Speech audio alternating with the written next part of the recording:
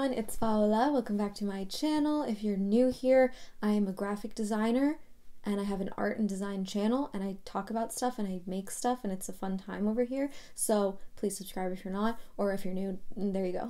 Before we get started, please check out my Instagram and my Patreon. Consider donating. I also have my Venmo down there if you want to donate from like $1 to $5. Super easy, one-time donation, but check it all out there. It's in the description. So I'm very excited about today's video because I have had a really good start to 2021. I'll be honest. I'm loving all the work I'm doing and I feel like a lot of my work is paying off, and I've honestly had more work than I've had in like a year, maybe even ever. So I thought I would give to you guys who are curious about working with clients or wanting to see the process of working with it, what it's like being a freelancer. So I thought I would give you all of the steps, literally step by step, what I did when I worked with my last client that I just finished up with, and I'm so excited to share this with you.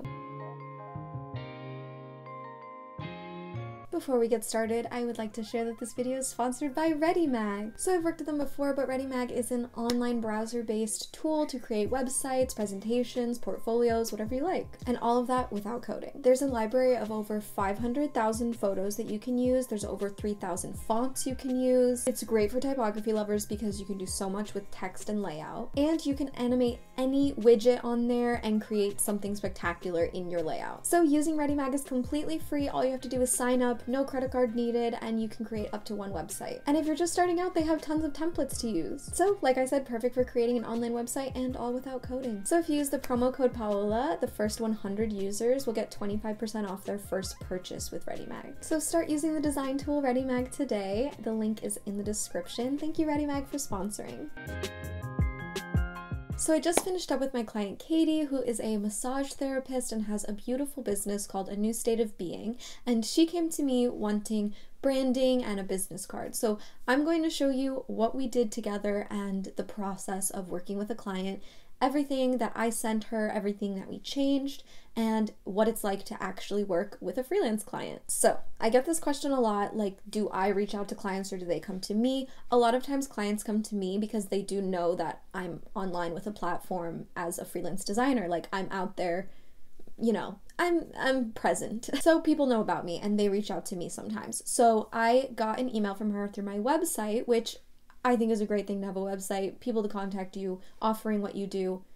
That's a great thing to have out there. But anyway, so she reached out to me and asked me to complete a logo and a business card for her and, you know, really work together to create something that visually went with her brand. So what I do with my clients is I work over email most of the time with them, like fully, because it's just easy to communicate that way and I've never really had big problems with miscommunication. So the first thing I did when she reached out is ask for a little bit more information and I tell her my project prices. So I have set project prices. I don't work hourly rate unless it goes past my contract scope, and so I went with my project prices, emailed her that info, and then asked her a little bit more and if she wanted to move forward. Because in a client-freelancer relationship, it's up to the client to decide if they want to hire you, and it's also up to you if you want to take that project on and if it matches your whole thing. Like, can you actually complete the work that the person is asking? So after I sent her a breakdown of my project prices and what that includes, then she responded and wanted to move forward. And right off the bat, she did send me some PDFs of like mood board images. You know, people send me Pinterest boards a lot,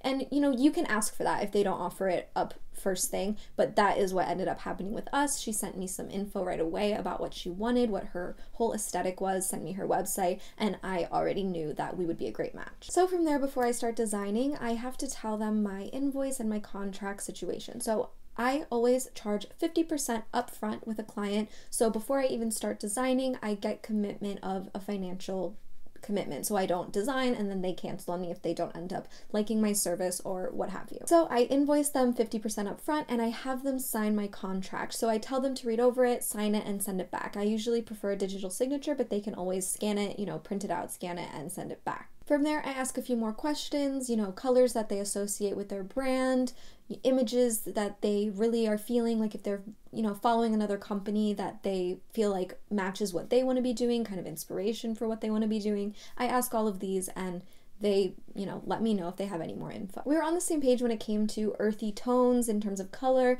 and natural, kind of luxurious feeling. I then realized that I forgot to ask her for a time frame, which is a very important step. So definitely get your client's time frame and if you can work in that time frame. But yeah, it depends on how busy you are, if you have other clients, and what else do you have going on. Also, because I do business card designs, I'd like to let them know that I don't actually do the printing aspect of it. They would have to get it printed with a service or at a print shop, and I supply the design and then they can do what they want with it. So as you guys know, I have a whole freelance series, and if you don't know that, please check that out. I have a whole video about invoices, contracts, all of that, and I have lots of different videos on there if you want to know more. So once I got the payment and also she signed the contract, that's when I begin designing. I got back to her within 5 to 6 days. Sometimes it takes me over a week, but I am coming up with initial designs, initial concepts, and let's get into those. So sometimes my work can be messy. I like to do one big Illustrator file and then start working from there. So I'm making like art boards. I got kind of just like everything going on. I'm dragging things, I'm copying things a million times over, but you know, that's the designer process, right? So let's talk about design. My initial concept that I wanted to do is I was really thinking about this curve, this dome, and I wanted it to just kind of feel a little more modern while still being natural and still fitting in with the natural theme. So what I started out with was doing the curve, doing like the kind of shape I was feeling, just based off of intuition. And then I started looking at typefaces. So some of the typefaces were a little more decorative, some were a little more art deco, and then I ended up feeling like a very like block letter sans serif type was probably the best choice for it. Even though it was a little different than she might have expected, I feel like it definitely matched her brand and her style more than something that was a little too overcomplicated or even a serif font would do. So I was working with curves and the rounded shape and kind of feeling out like the shape of a body, maybe thinking in that way, also thinking in terms of like therapy things like cupping, like these types of shapes. So I was following that and still looking between a sans serif and serif font, but I was definitely feeling like I was going in the right direction and definitely loving the sans serif curved one that I just had to continue from there. So this is the point where I emailed her. I emailed her some of these options and asked which direction she liked me going the best, and she ended up really liking the bigger one, the bigger curved one. She said it was a little thick, so I ended up making it a little smaller, but yeah, this was definitely the main direction we wanted to go. So as you can see, I was figuring out the shape and I ended up like feeling like it was a little more cleaner from here because, you know, rough drafts are rough drafts. Like they weren't perfectly aligned, they weren't perfectly centered. I had to make sure everything was perfect to a T, and I got there and got the shape and then really started figuring out colors and other shapes, like what we wanted to go with from here. So these are the color choices I was working with. I also sent this to her to ask her if she was feeling like something was missing. We ended up going with this rust color that felt like she was missing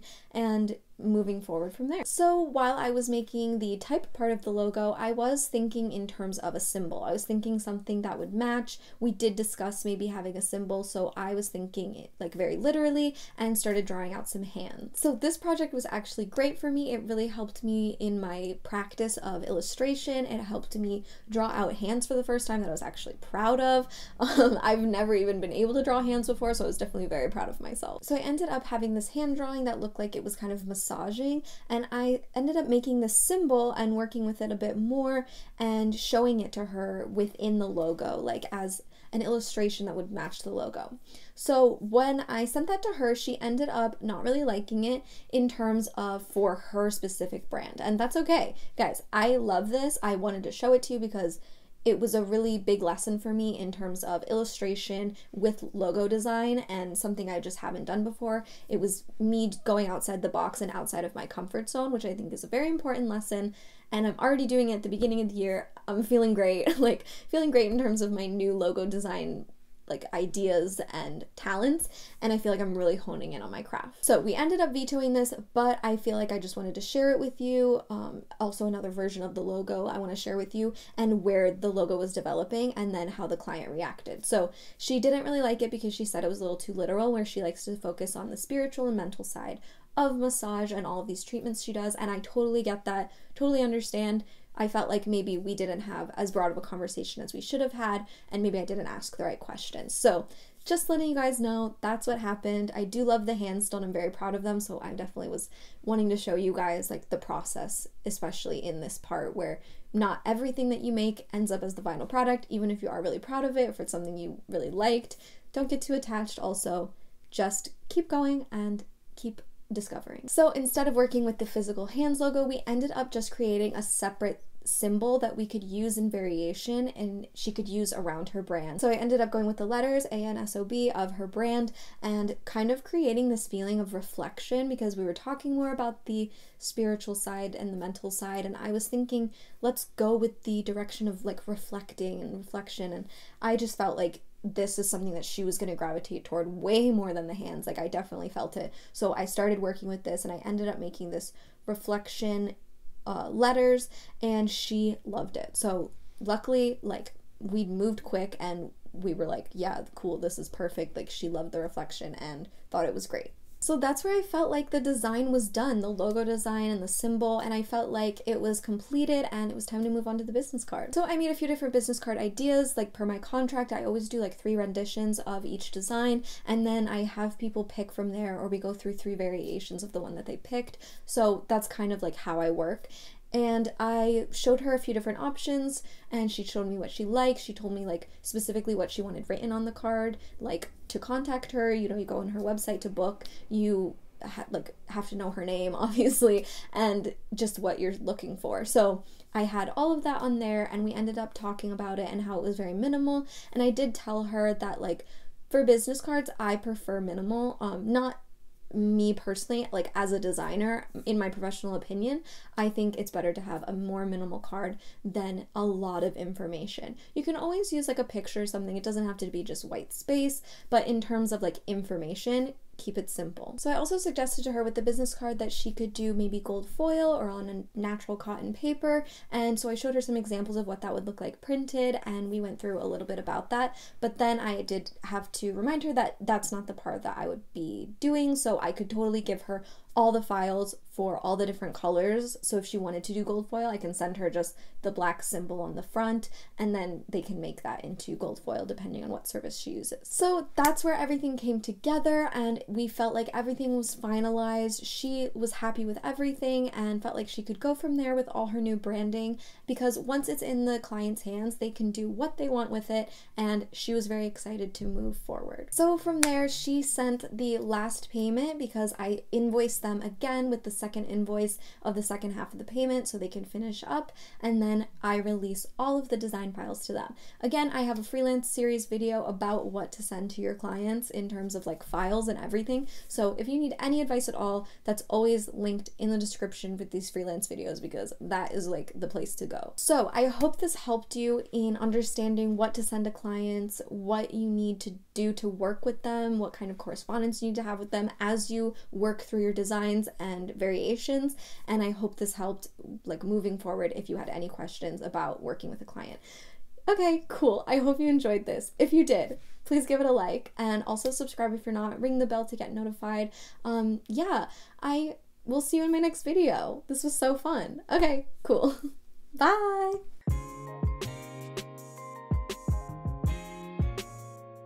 Look guys, I got my ears pierced. Oh my gosh, I just touched it. Ow. I got these second ones, and then I got this one. Okay. I can't even sleep on this side anymore. It's a struggle. Peace out.